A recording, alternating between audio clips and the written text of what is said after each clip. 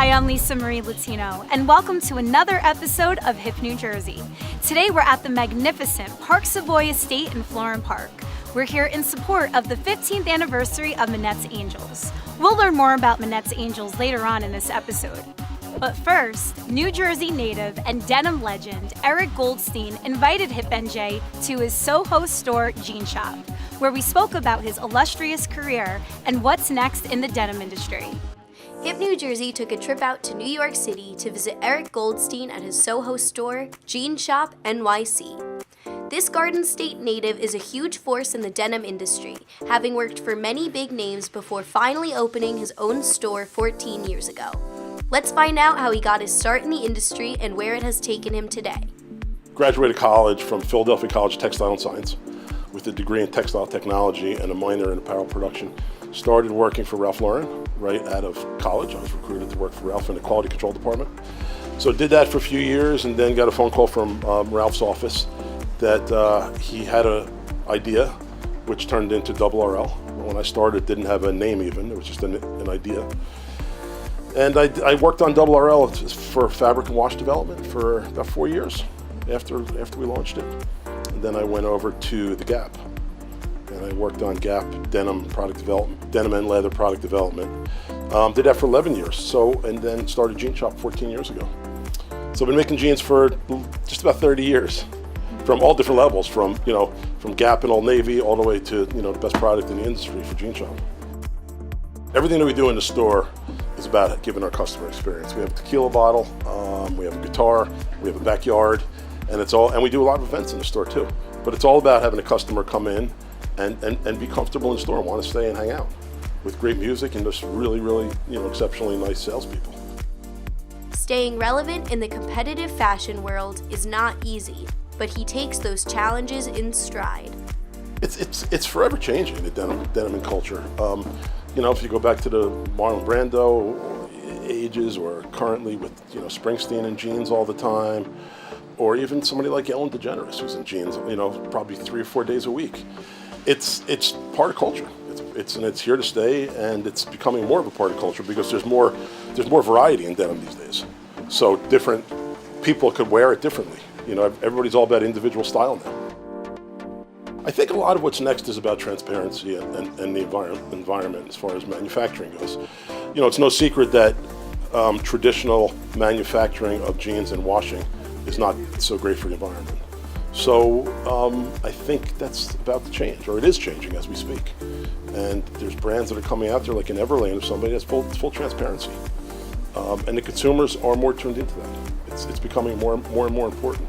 The denim industry is changing, the product changes, the product evolves. I wear jeans every day, and I can't wait till a pair that I'm wearing today, what it's going to look like 2 years from now. So the industry is constantly in a state of flux, particularly right now with everything that's going on in the industry through e-com. There's a lot of dramatic changes, and we're all trying to hustle and figure out what the best next move is. And part of that is it's all about denim days. It's about going there and getting your product and your name in front of other people. Eric is an integral part of an exciting event happening this fall, the New York Denim Days Festival, which brings denim lovers together for a one-of-a-kind indigo experience. I went out to Amsterdam to see what it was like there, and I fell in love with Denim Days. It was an amazing thing. It was great for the industry, great for different brands. Sure enough, got involved with the first Denim Days in New York City. I would say the shopping part of it is not the biggest part of it whatsoever. It's a matter of an experience, and not every booth, but most booths have something experiential in them. It's a festival, and we're trying to bring everybody together that's part of it. It's good for everybody. So it's a little bit of everything. It's just a fun day for a family, for anybody who wants to stroll through and have some fun and meet some other people and talk to the head designers that are there, salespeople that are there, brand representatives, great music, and just a great atmosphere. The Park Savoy's lavishly manicured grounds provide the ideal backdrop for any outdoor occasion. Our next guest would appreciate this ode to nature. She's Wellness by Roma. Let's meet the newest Garden State entrepreneur to hit the scene. On my lap right now is your journal, a daily practice, a wellness journal and guide that includes recipes and spaces to do what?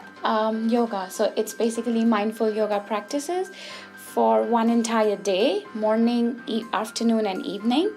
And recipes also for 3 times of the day. And that's great for someone who's on the go, busy, can't think of. Exactly.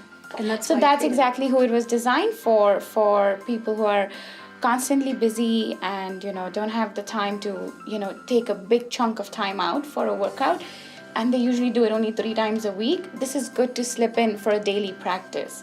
That's great. And learning about you off camera, I know that you adopted this lifestyle to take control of, the day-to-day craziness that comes with being a mom and being an entrepreneur. And adopting this lifestyle really changed your life. Yes, it did. I was struggling with my husband being, a full-time, working around the clock, and 2 kids with me. And being a stay-at-home mom, I was lost because my formal education is in fashion apparel design, and I was just wondering as to where is my life going. I love being a mom, but I'm not 100% myself. So there was something that was, and yoga was really helping me heal that part of me. So I said, why don't I just deepen my practice and just go towards this journey? My family was really enjoying this whole experience of a new me. Yeah. And you found your purpose beyond even motherhood or being a wife. And yes. For other mothers that are maybe watching this, what advice would you give those mothers to find their purpose?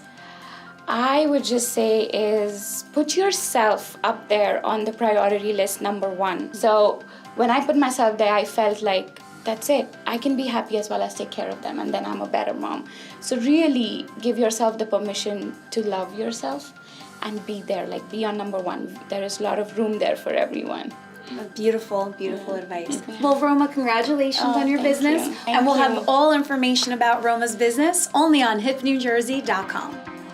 When you enter the doors of the Park Savoy estate, you aren't just arriving to your event. You're actually taking a trip back in time. The Park Savoy estate, like any historic site, has had many lives and has even more stories to tell from its past. The Park Savoy has been reinvented many times over the years, but none more interesting than the direction Samuel Shimmy Bloom and Jacob Weinberg of Newark took it in October of 1922. The 18th Amendment to the Constitution prohibiting the sale of alcoholic beverages across the United States was ratified in 1919. They opened the house as a speakeasy. The new owners took the name Canary Cottage. The Canary Cottage became associated with a string of nightclubs and speakeasies owned by the New Jersey Crime Syndicate. Key figures in the syndicate were Lucky Luciano, Lonnie Zwillman, and Willie Moretti. Zwillman was often referred to as the Al Capone of New Jersey. He was also a founding member of the National Crime Syndicate, and his name was often romantically linked with actress Jean Harlow. For the next 2 decades, the nightclub continued to attract clientele from all over New Jersey to its doors for dancing and celebrating. In 1982, Alan Weinstein, a businessman and entrepreneur who had grown up in the area, purchased the property and renamed it the Park Savoy. Originally opened as a restaurant and dance concept, Mr. Weinstein saw its potential for private celebrations, and the home underwent yet another renovation. This time designed to restore the elegance and grandeur that had once been this 19th century landmark. Period antiques moved in, and the landscape and gardens were restored. In 2011, longtime business partners Barry Murillo, Joe Murillo, and Vito Cucci envisioned a new and reborn Park Savoy. The newly recreated Park Savoy estate, with its cozy fireplaces, exquisite and private bridal suite, ballroom boasting details only seen in the grand mansions of Newport, and a view unparalleled in the area, enhanced by its great floor-to-ceiling windows, promises to be the frame that holds many fantastic celebrations. With that history, any creative mind would be ultra-inspired coming to these grounds. Speaking of creative minds, let's meet some of the Garden State's top artists, as seen at the Cedar Grove Art Walk. I have 2 young children, and I don't think I've explored this area enough. So this got me off my butt outside to learn more about Cedar Grove, look up things in the area, and find a location that seemed really cool to me. I got involved with this event because, number one, I love Cedar Grove. Most of my friends are still here. Even though I live in Mount Arlington, New Jersey currently, I have many ties to this town, and one of the reasons I wanted to get involved was because the man that I was dating passed away last June, and I wanted to do a painting in his honor to help raise scholarship funds for a Cedar Grove High School scholarship. Well, I work in close quarters with Andrea quite often. In 2010, we started the George Miller Art Show, and we've tried to raise money and scholarships throughout the years for many different communities. And we've done a few art walks in other communities, and I've been a part of that as an artist personally. So when she started to organize this, I've been involved with her from the very beginning. So I have a banner in the show as well. We just want to shine more light on the art department and give kids more of an opportunity to put themselves out there. On one of the sides there is 4 books that represent all the different schools in Cedar Grove, and all of them have different fonts that show different ages. And then on top, all of them commonly have graduation at the end, so we put a graduation cap. And it's a small town, but everyone has a different dream, so we basically represent that. On the other side there's the Panther Paw, which has the colors of the school, which is black, gold, and silver. And on there is different handprints, which is in different colors, which represents different people that comes together to help us with the banner. The banner is Major Hardware Store, and what inspired me was I really like the architecture of the building, and we go to the hardware store a lot, and the gentleman, Jerry, who runs it is a really nice guy, so I just thought it would be something nice to do for him as well as the community and the store. The Park Savoy Estate boasts an award-winning kitchen that creates dishes inspired by cultures from around the world. From top-shelf open bar offerings to lavish cocktail hours, no one leaves the Park Savoy hungry. The Park Savoy owners, Barry Murillo, Joe Murillo, and Vito Cucci, love giving back. And all unfinished food is donated to the New Jersey Food Bank and Community Soup Kitchen of New Jersey. This kind of paying it forward thinking resonates with our next guest, former New Jersey Governor Jim McGreevey. I'm here at Portalegero in Jersey City with former New Jersey Governor Jim McGreevey. Governor, welcome. Thank you. Thanks for having us. You're at one of the greatest restaurants in the state of New Jersey. So. Yeah. You left office as New Jersey's 52nd governor in 2004. Yes. And you've been a very busy guy since then. I understand you were a seminarian for some time, and now you're working to help rehabilitate prisoners in New Jersey. It's just people coming back from prison and coming back from jail. And I think the reality is that literally 1 out of every 4 people in prison behind bars around the world is an American. And America doesn't have a more evil or malevolent population. It's just that I think, in large measure, we're trying to address the drug crisis through prisons. And it's not going to work. How has the opioid crisis affected the prison population? Yeah, it's just, the statistics are alarming that 75% of the people behind bars are active in their addiction. But what's happening in New Jersey today is that people are accessing opioids through prescription drugs. Then tragically, they go on to heroin. So what we see in the state of New Jersey is there's an overlap between our prison population and our addicted population. Right. Which is scary. Moving on, you're a lawyer. What would you say needs to be done comprehensively, both in the state and at the federal level, for criminal justice reform? I think we need to understand that a lot of criminal behavior is rooted in the home, is rooted in past history. And so part of this is understanding the importance of job skills, and I can't emphasize that enough. People come out of prison after 20 or 30 years. They have no idea how to turn on a computer. They don't know what an email is. They have no discernible skills. And I think we have to link those skills to job creation. Right. So I believe it's sound medical health, sound mental health, but also employment. Yeah, I wanted to talk to you a little bit about that.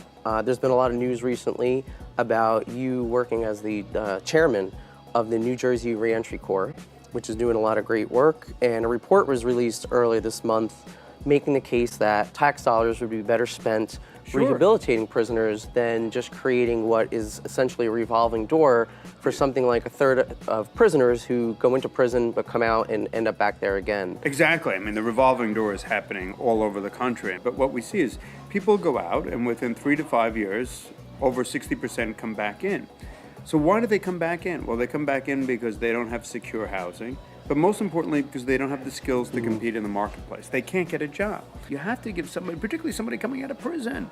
Why is somebody going to hire that guy, that gal? They need to have skills so that when you get on that floor, when you get on that factory floor, you know what you're doing. The report, my understanding is basically requesting that ultimately the next governor fund a program, and the state legislature fund a program, a pilot program for 3 years that would happen across, 6 counties? Yes.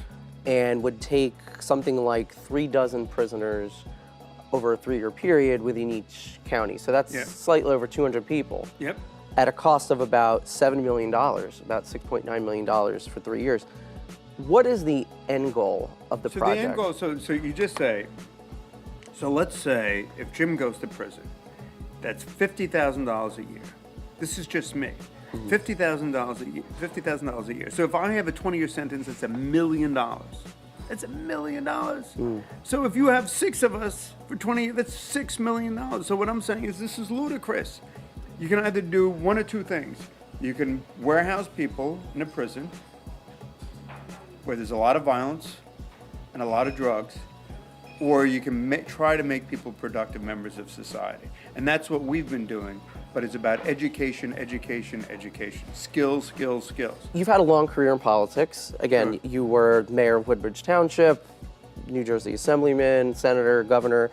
What advice would you give young people today that want to run for elective office, especially given the political climate?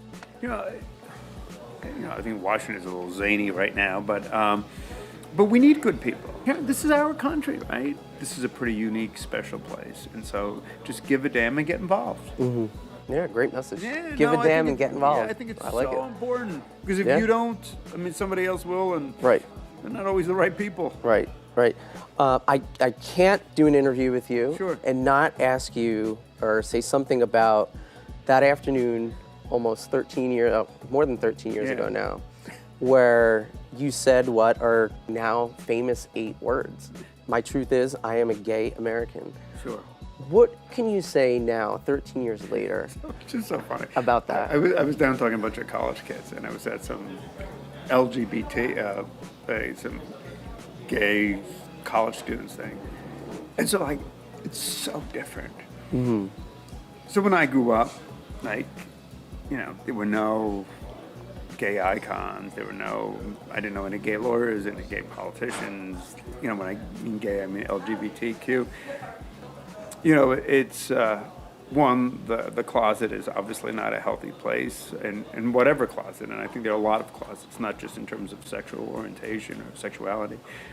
I think it's really healthy. And, people thought the ceiling was going to come in, and nothing happened. I think America is better off.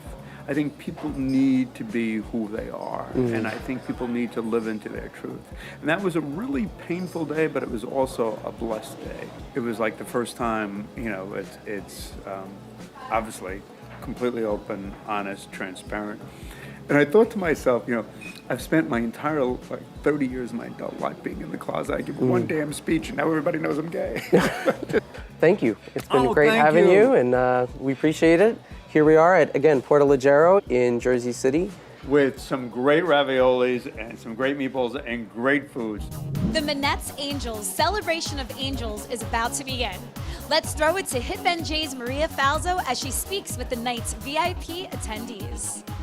Hello, I am here with Ken McKenna, founder of Minette's Angels, and we are so excited to be here tonight. And tell us what 15 years means to you.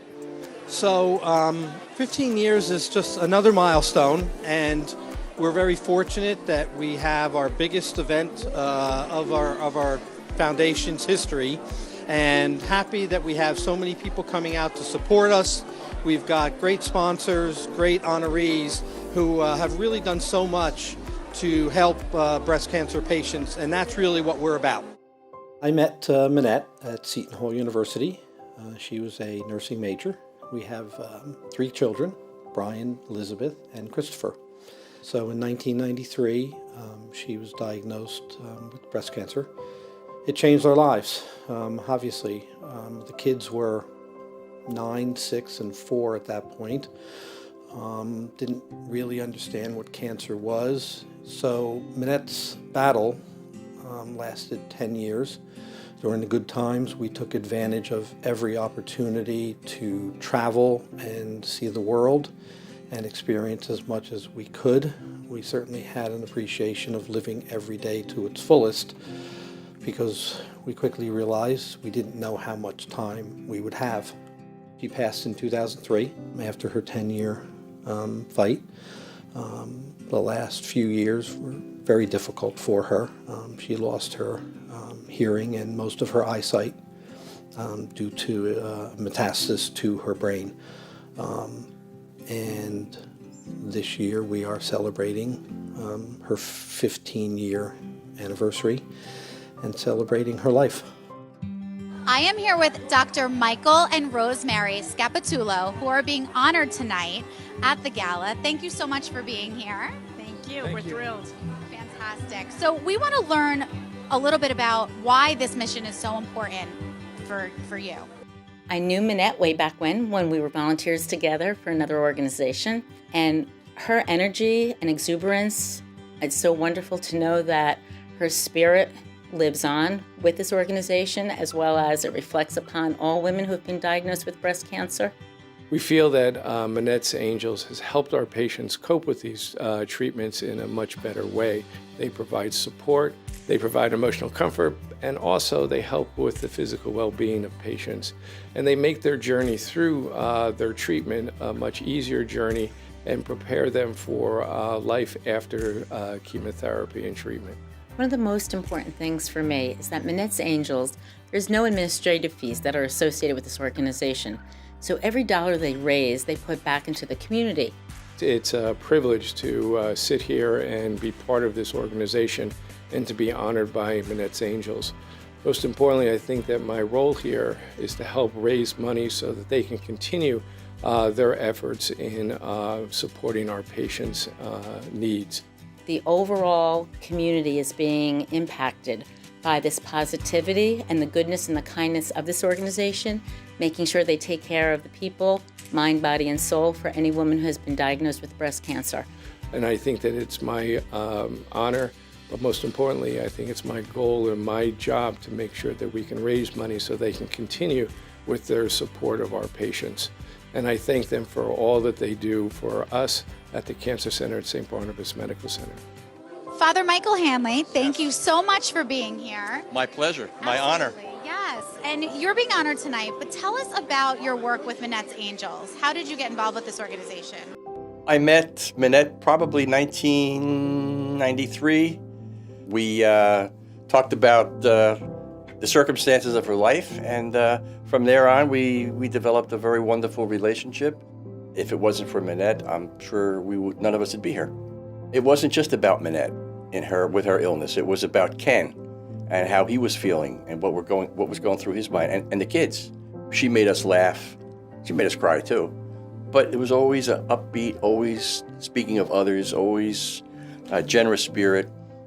She was just a marvelous lady. And if we could make a woman happy for a day, that's fabulous. That's Minette. We understand that Minette was cared for at St. Barnabas as part of the cancer program. And we just believe in the mission that Minette has done. It's so courageous for Ken to keep his wife's spirit alive and providing scholarships for young students who want to advance themselves. It's a wonderful calling to go into oncology, nursing, and otherwise, and we just want to continue to support them. Our passion about the program is probably greater than most others we do because we know who it affects and how it affects them. And we're sad in a way that so many women are unfortunately affected by this, but we just want to do everything we can and find the best qualified people and have the best equipment and the best doctors that we can bring to it to help these women out. Kenny took Minette's spirit and has kept it alive with this Minette's Angels. Things that are so important to Minette, helping other people, helping people deal with a difficult situation. All these things are so important to Minette. She gave of herself a lot while she was dealing with the illness herself. And I know Kenny and the family want to keep that spirit alive. So it's my honor and pleasure to continue to support this group and be part of it. People need help, and some people can't afford to get the help that they need. So I think it's made a huge impact on a number of people's lives, people that I've been involved with as their physician. Minette's Angels was a good friend. When you're going through something this serious, you need people to reach out to you, and you need as much support as you can get, not only with your family, but somebody else that can care for you and give you more advice and try to help others with that advice too. They were on my side the whole time. They reached out to me. They asked me about my family, my husband, my daughter, my parents. They did anything they could to help me through the times that I needed somebody to lean on, or somebody to cry to, or somebody to ask questions to, or try to help. And they were there all the time for me. A few years after we did our 10-year gala, we actually decided to add a scholarship program at Seton Hall University's College of Nursing. We have been blessed to find great applicants for that scholarship program and have continued with those applicants through the rest of their college careers. And so we're now helping this year 3 nursing students at Seton Hall. Winning the Minette's Angels Scholarship has really helped lessen the burden of the financial commitment for me and my family. Going through school, there was 2 other, my brother and my sister, since I'm a triplet, so there's 3 of us that my dad had to put through school, and he's a single parent. So it's really, really helped in that sense. I am one of the lucky people to find true love twice in my life. And with Kathy, I've gotten 2 great stepsons, Michael and Jerry, and 2 other sets of families, the Huberts and the Feelys, and who are represented here tonight as well. And I am very fortunate. I count my blessings every day for Kathy and what she has done for the foundation. It is not often that you're going to find somebody who would work so hard for their husband's late wife's foundation. But that's the kind of person that she is.